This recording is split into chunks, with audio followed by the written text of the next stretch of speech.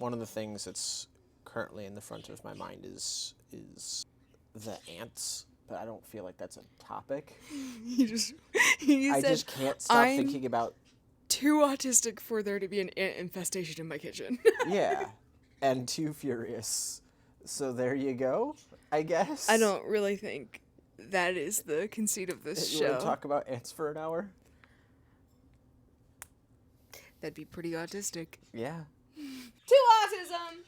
To furious. To autism. To Ferbers. To autism. To Cerberus. For Sparta. Narnia? Aslan! For Narnia. To Aslan? For Aslan. What? It's been a while. To autism? Too furious. Today. Tuesday. To autism. Do it like an auctioneer. I got 2 awesome, 2 awesome, 2 awesome, 2 awesome. Do I get 2 furious, 2 furious? And 2 furious. On a Tuesday. Autism up. On a Tuesday.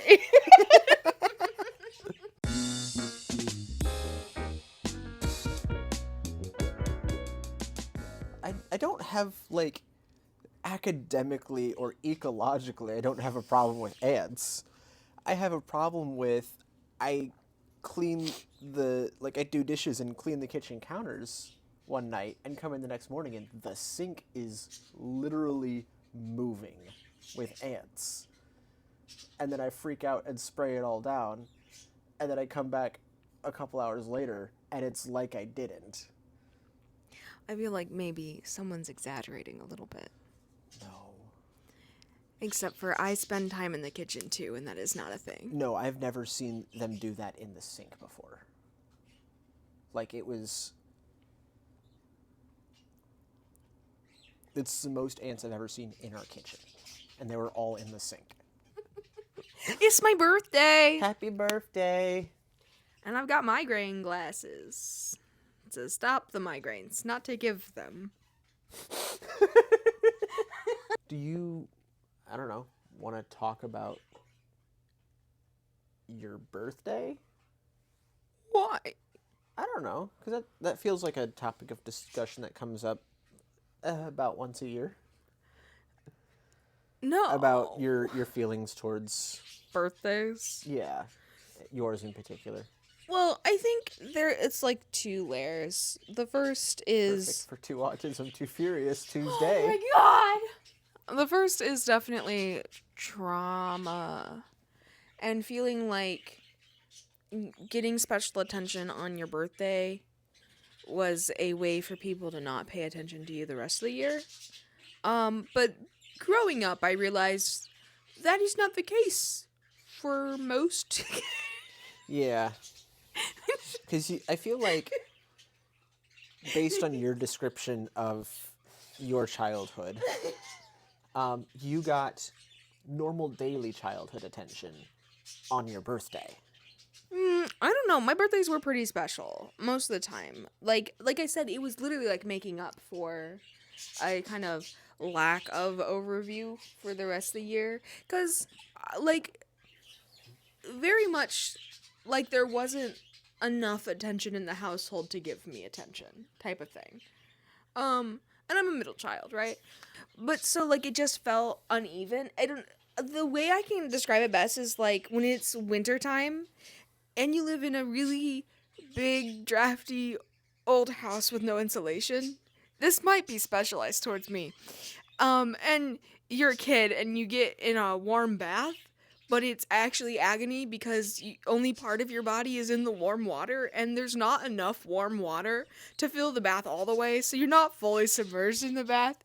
And so every piece of skin that gets a little bit wet instantly freezes outside of the warm water. It's like that, but for birthdays and attention. But this morning walking out, and the fact that Benji had, and I assume Ren, had put up the streamers. Yeah, the streamer door curtain, and then there are balloons blown up out in the main house. That doesn't make me hurt. Because I am not lacking in general attention anymore. So I think my birthdays will progressively become less and less of an issue for me. But also, my birthdays were very heavy with like surprise parties and also just huge parties. And I was unaware that maybe the reason why they made me feel bad was not because they The were special attention, and maybe it was just the because autism. they were parties. Maybe it was just that there was noise and people, and I would get would you immediately say confused. You're maybe not the biggest fan of large, unexpected gatherings of people. You know what? That's a possibility. Okay, Yeah. something to investigate. No. Okay, Yeah, it's fine. because I know we talked a few years ago about just doing your birthday in July. Yeah, but I didn't really like that either because it's not on the right day. Oh, and also, terrible things keep happening on your birthday. Yeah. Because I remember the first year that we tried it was also the day that you were going to go back to Ohio for something. Or like you were flying out that night. And I found a like drive-through animatronic dinosaur experience. And I was like, sweet, we can do this for your birthday. And then you had to go to the urgent care that morning, so we couldn't go to the dinosaur thing. Yeah, that's I was like, crazy. I can't "You've believe you gotta be remember that. kidding I don't me." remember that. I willfully Like- forget anything. Like I was like, oh, I've got this locked down. It's on your. To be your fair better though, like birthday. my OCD was so bad and nothing sounded fun. Like now, the idea of going to a dinosaur animatronic park sounds so cool. Like I should have been so excited and I wasn't at all. Yeah, that's true. You weren't like. I was so clocked out. Yeah, you didn't seem like you were dreading the dinosaur thingy. You just didn't seem like you were excited for anything. It wasn't like at it was all. like it didn't exist. And then you woke up sick that morning.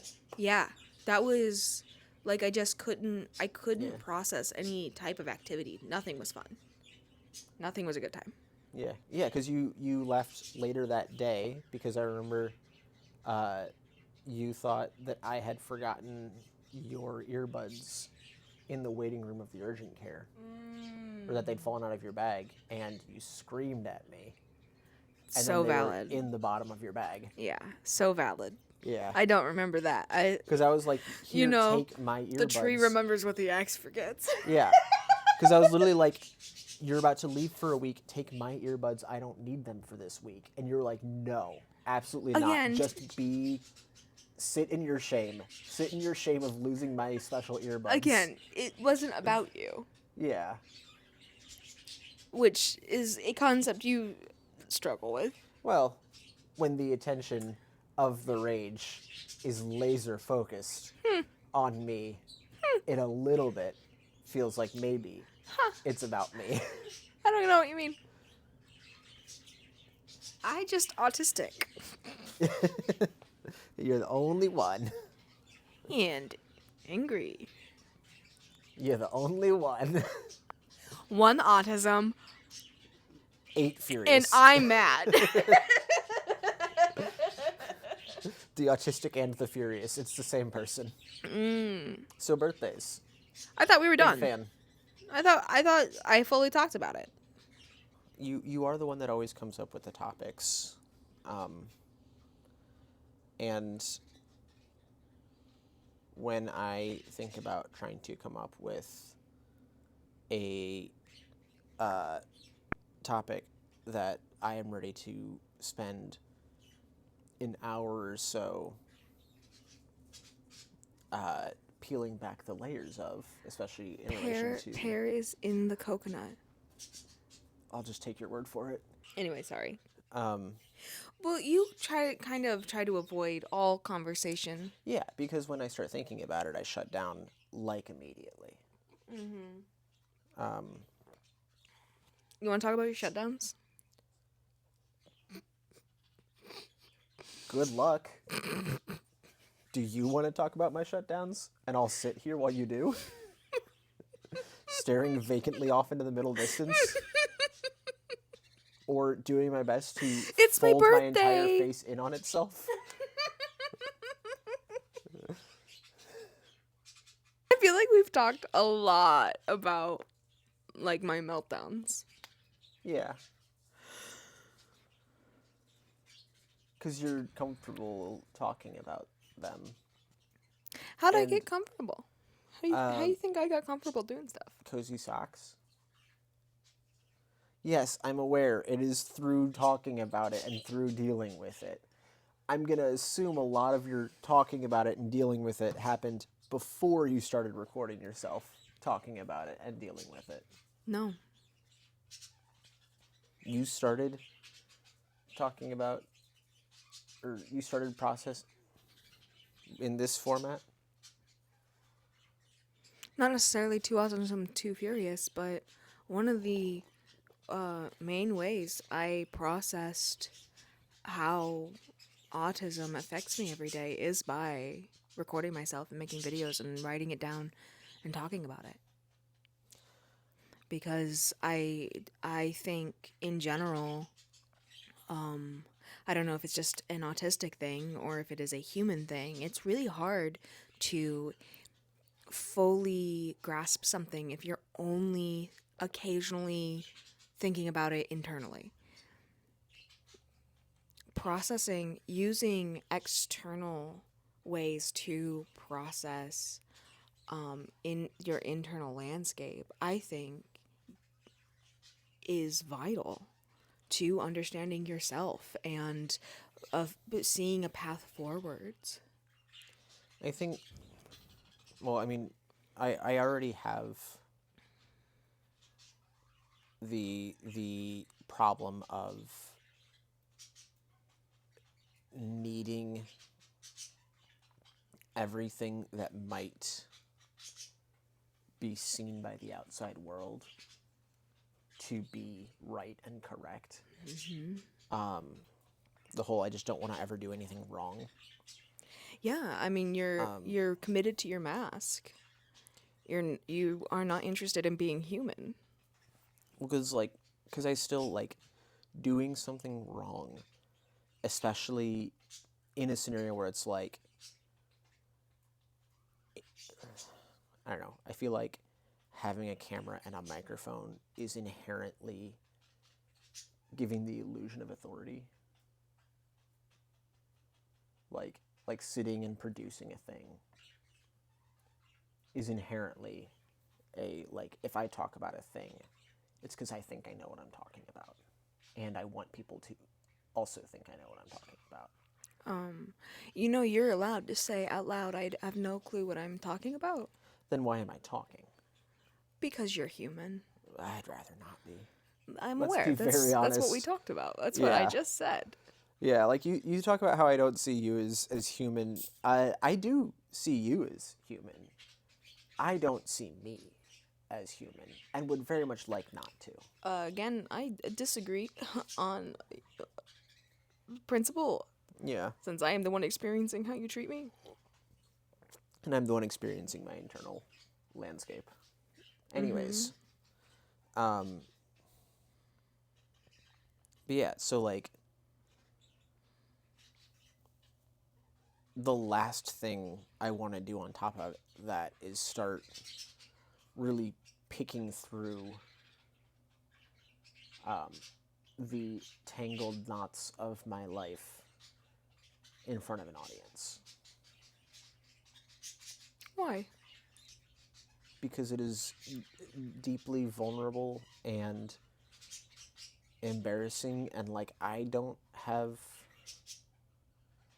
that trust built up. I don't have any trust. What do you mean? I do it because it is deeply embarrassing. Because it is vulnerable. I find value in being vulnerable, in being embarrassed. I have grown as a person, interpersonally, internally, publicly, letting myself be embarrassed, letting myself be vulnerable and get things wrong, I think is why I have the desire to keep living now. Because you can get things wrong and you're not a bad person for it. You can get things wrong and then apologize if you do like if it hurts someone. You can always continue on afterwards. Being wrong is not the end of the world, and it is in fact essential to growing. It's, I think, the fastest way to get over the pride of being smart. Because intellect is not worth that much if you cannot apologize, if you can't admit when you have just been an idiot and learn. If you can't learn, what's the point in being smart? The fear of messing up, in particular when it comes to like emotional or interpersonal, is what drives the shutdowns. Like, that is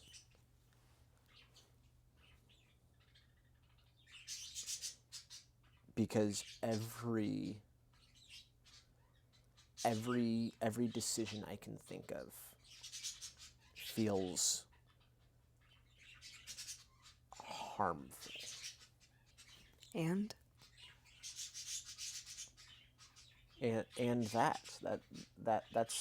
that's it. What do you? so you're just going to continue to shut down forever? You're not going to process ways to move forward? That is what I mean. There has to be there has to be a next. So you've realized this is like a huge contributing factor to your shutdowns, and it halts you from making productive conversation, from being present and aware of the people in your life. Like, it has consequences. And while you cannot control your autism, you can very much work towards identifying very specific things that tend to shut you down, and then like when you're away from the pressure, you process those things. The more you practice and process, the less internal strife there will be that will send you into shutdown. I don't ever feel away from the pressure. So what do you do? How are you going to handle that? I don't know. Because, like, yeah, I would like to start navigating my internal emotional state in a low pressure environment, but I don't feel like that exists. Because, like, anytime I start examining my internal emotional state, it becomes extremely high pressure immediately. Right, because it is unfamiliar. Because you avoid, right? You stay away from those things. And that is a huge symptom of autism, is new things that are outside of your control or outside of your routine cause intense anxiety. The intense anxiety that you feel around things that are unfamiliar is literally what being autistic is like. That is what that is. When the symptom is like struggles with change in routine, what that means in the lived experience is intense anxiety and dissociation and feelings of confusion, and like there are so many symptoms that you are feeling that you think are these well, I shouldn't do this because it gives me anxiety, when the anxiety is the autism. And You know what I mean? it's not about shouldn't do. But internally, you don't. I mean, you won't interact with stress, right? Because it feels like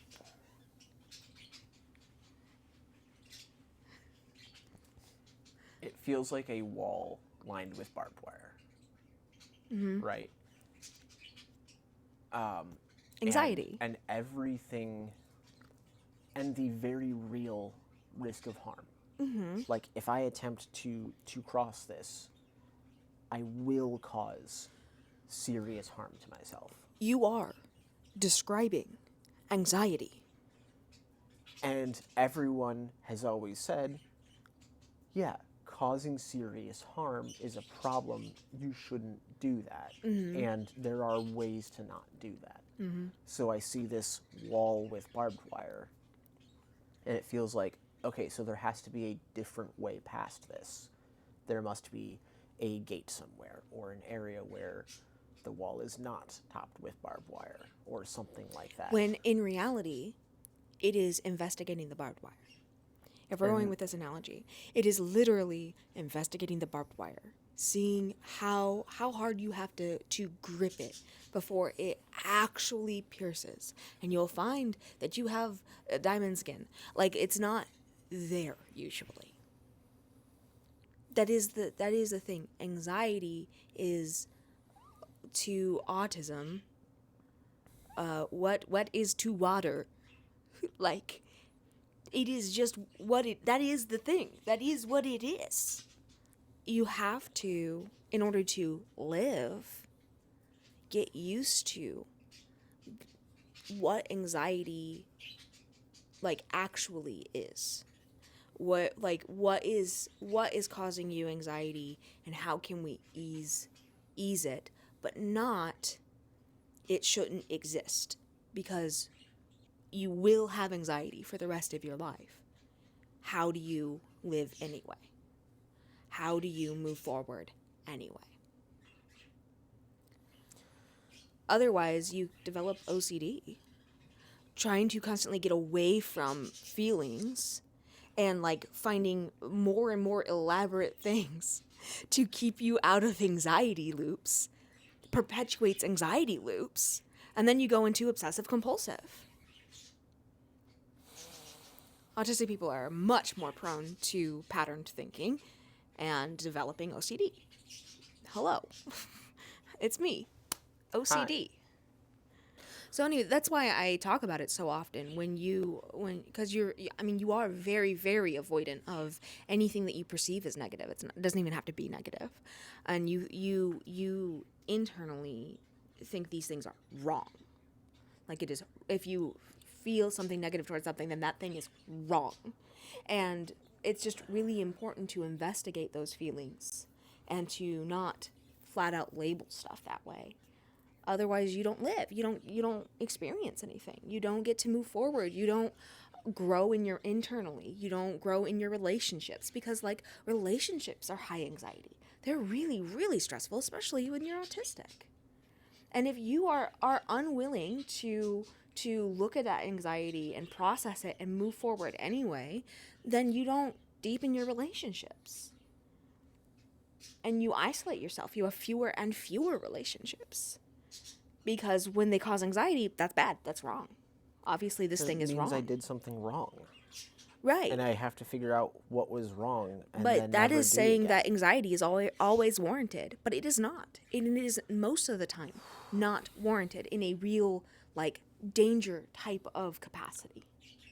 Like, it doesn't matter if anxiety is warranted. If you're feeling it, you're feeling it.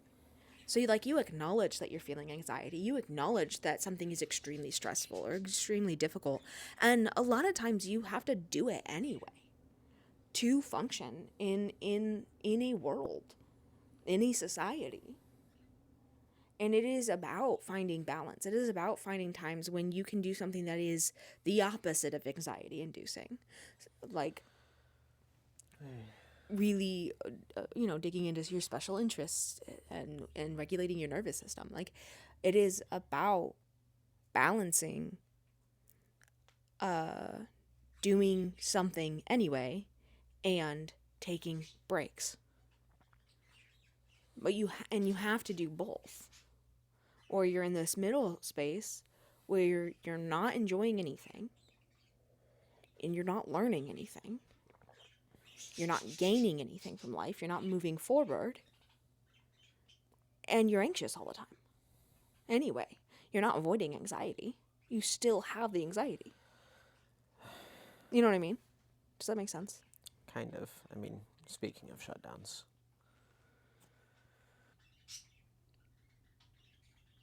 All I can think about is that one early To Autism 2 Furious video where I read the comment. It's like autism or autistic meltdowns is the reason why my husband and I divorced 7 years ago, and then got back together, and now it works. And we looked at each other and said, "That was almost us." And then we clapped, and he goes, "Do do do do do do."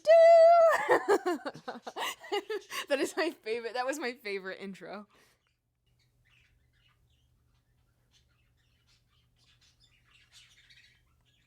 Count them. 1, 2. What do they have? Autism.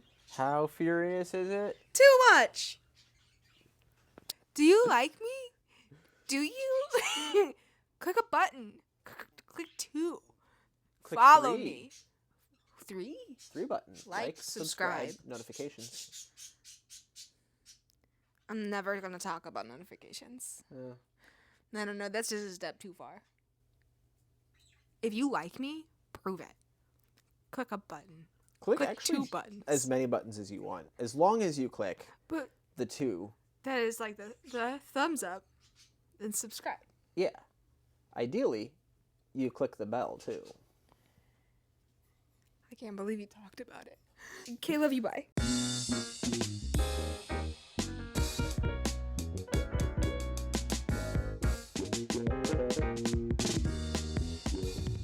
This is a strict no bell household. I literally don't have push notifications on any of my apps. I turn